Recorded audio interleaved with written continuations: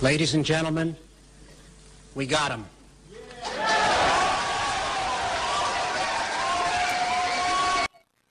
We have now even more testimony against Donald Trump. So now this was from, of course, uh, Lieutenant Colonel Alexander Vindman, who testified on Tuesday. And of course, he works in the National Security Council. And so that's in the Trump administration, by the way. So you can't really call him a never Trumper, which of course they already have been doing. But he confirmed during testimony that there was a cover up involved of the infamous July 25th call with Ukrainian President Volodymyr Zelensky. So now the New York Times first is reporting that Lieutenant Colonel Vindman told House committees during a sworn deposition that the transcript had left out, quote, crucial words and phrases. Now, that, of course, is something that I have been suspecting for quite some time, that they are leaving certain things out because they might look really bad for the president. So now the assertion that some portion of the conversation, according to CNN, was replaced by an ellipsis contradicts the White House's statement in September that the ellipsis in the transcript did not represent missing words or phrases. So that, of course, is a complete lie. It's a fabrication. It also contradicts the president, who has insisted the transcript the White House released was an exact depiction of the call, even though the memo itself describes it as rough. It is a rough memo, yet, of course, Donald Trump, as well as Fox News, they say it's an exact transcript that has been found to be a lie. So now, we knew that, like I said. The transcript, not actually a transcript. It was edited. It's a memo. It removed words and phrases that looked kind of bad for the president, which would explain, of course, why the recording of the call itself and the real transcript is hidden somewhere in a private server. So now let's get to what was removed, because, of course, the context is important here, right? Now, the omissions, according to Colonel Vindman, included Mr. Trump's assertion that there were recordings of former Vice President Joe Biden discussing corruption in Ukraine. So President Trump believes that there's tapes, this is the first that I've ever heard of it, of Joe Biden, and he's like, I gotta find the tapes. We gotta find the tapes. Let's do the investigation. Not only that, but there was an explicit mention by Ukraine's President Zelensky of Burisma Holdings. That's the company, of course, whose board employed Joe Biden's son, Hunter Biden, and paid him $50,000 a month, despite not knowing anything about Ukrainian gas.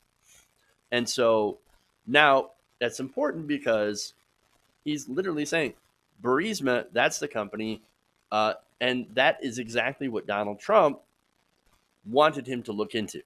Okay, again, the allegations that the Bidens are behind some corruption in Ukraine, which, look, if we're serious about corruption, you can look at the institutional systemic corruption and think, well, yeah, getting paid a lot of money or having your son get paid a lot of money, you're in a position of power in the hopes that it might influence you to be more friendly towards our policy. Again, that's what we call systemic corruption. And yes, we should definitely eliminate that. We should definitely go after that kind of, these kind of contributions, these kind of conflicts of interest. And that's perfectly fine if you want to bring that. Like, if you want to actually do that. Again, I actually want to tackle real corruption. But unfortunately, what we have is a president who is also politically corrupt. And so what he was doing is pressuring a foreign leader to do these investigations, not to go after corruption, no, to help his chances in an election, to get rid of one of his biggest rivals at the time, which, like I said, was Joe Biden. And something that doesn't get talked about was a mention as well, not in this, not with Ukraine, but also attempts to try to investigate Elizabeth Warren, another one of his larger rivals. So I would say that's a bit of a problem. All right. So now these edits, right? So now, other than the edits, Vindman did help the White House a little bit by saying that the White House's rough transcript was mostly accurate. Now, again, He's saying, look, except for those things that were removed and that I tried to get put back in, and that's what he testified. He's like, look, they took it out. I knew that was wrong. I was kind of disturbed by it. I went to my superiors, and I also wanted to get that stuff put back in so that we have an accurate record of what happened. He tried to put it back in. His requests were denied. And of course, the transcript, I should say the memo, was released as it was released, which in my opinion was already damning enough without those edits. So anyway, now, let's see. Now, finally, the Times added that Colonel Vindman did not testify to a motive behind the White House editing process. So now that's also important, right? Because right now, there are Republicans, there are Trump supporters that are smearing Colonel Vindman as someone who has dual loyalty to Ukraine, right? He's got a dual loyalty to Ukraine. He's going after Donald Trump. He's a never Trumper, all that stuff to try to cast light or, cast his testimony as politically motivated, right? And against the wishes of the president.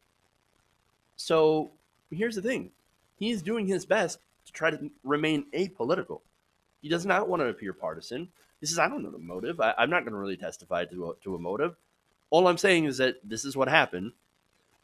This was the call. I was disturbed about it. I reported it to my superiors. I ran up the chain of command. I wanted to put those things back in so that I was not involved in any sort of cover-up. I'm just doing my job because, look, I'm a patriot. I believe in this country. And throughout his testimony, there were numerous references to him being a patriot and caring about truth. And I believe him. I believe him. I believe he was trying to do the right thing. And so, look, any motive would be speculation on his part, again, because he's not the president. And so he wouldn't know. It makes sense that he's trying to stick to the facts. Now, the president also wanted an investigation, like I said, into Biden. And this is the whole purpose, right, of the call and of setting up these meetings. Because, look, the Trump administration had been trying to push Ukraine into doing these, doing basically a public announcement that they were doing an investigation into Biden in order to help, like I said, their political chances. So they could point at that and say, oh, look, corruption in Ukraine, it looks like Joe Biden is 100% corrupt. And look, I actually do believe that Biden is corrupt, but again, is systemically corrupt. And I can point to him taking money from a super PAC. Okay. Yes, I think that is corruption. I think taking money from corporations and special interests and then doing their bidding is a form of corruption, but it's not the kind of corruption that Donald Trump is talking about. And what Donald Trump is talking about is possibly criminal corruption or wanting to make it criminal corruption and therefore having it disqualify him from the presidency. So that's not what we're talking about here, right? But what President Trump had done, and we see it in the memo, is pressure that foreign leader, which is illegal. And then, of course, the White House, upon seeing that transcript, goes, oh my God, this looks really, really bad. We're going to edit that, and we're going to lock the original away in a private server. And so I think, look, this testimony, to me, is damning. It's damning of this president's misconduct, as well as the administration's efforts to deliberately hide this from the public. Again, you cannot solicit help from a foreign country when it comes to an election. And as much as MAGA guys want to, whine and cry about it, that's the law. Simply. And it'd be just as illegal if a Democrat had orchestrated the same thing. But here's the thing. I believe we have a cover-up. And now we have the president, of course, that has been lying about this so-called transcript. Remember, he called it a, quote, perfect transcript. It's perfect. In reality, it was doctored, edited, hidden from the public. And the only people who do that kind of stuff are criminals. Hey guys, hopefully you enjoyed that free video.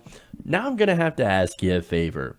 Between the demonetization and the YouTube algorithm messing around with view counts, etc., we're having a hard time adjusting to the new YouTube reality, which is where you guys come in.